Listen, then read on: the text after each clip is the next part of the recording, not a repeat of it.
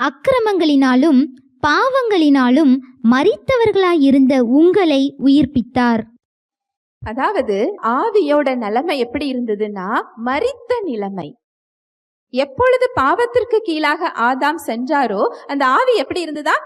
மரித்து போன நிலைமை. மரித்து போன நிலைமைனா ஆதாம் உடனே அங்க சரீரத்துல அவர் மரணத்தை பார்க்கல, ஆவியில் மரணத்தை பெற்று கொண்டார்.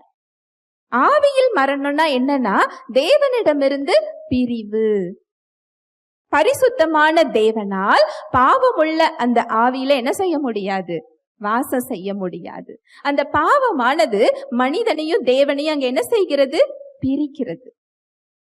இந்த செயல்கள்ல இருந்து மட்டும் நமக்கு அவர் விடுதலை இல்ல, இதுல இருந்து மட்டும் நமக்கு அவர் சிலுவையில நமக்கு மன்னிப்பு கொடுக்கல. அந்த இயல்பு மாறினாதான் நம்மால் தேவனுடன் உறவு கொள்ள முடியும். இந்த இயல்பு மாறாம தேவனால் நம்மோட என்ன செய்ய முடியாது? உறவு கொள்ள முடியாது.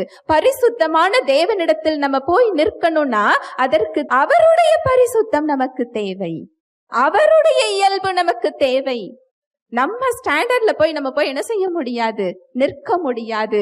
எந்த செயலை செய்தாலும் அது தேவ நீதிக்கு ஈடாகாது. இது சம்பாதித்து பெற்றுக்கொள்ளக்கூடிய ஒன்று கிடையாது.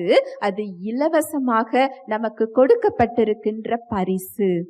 ஹல்லேலூயா, பிரைஸ் தி லார்ட்.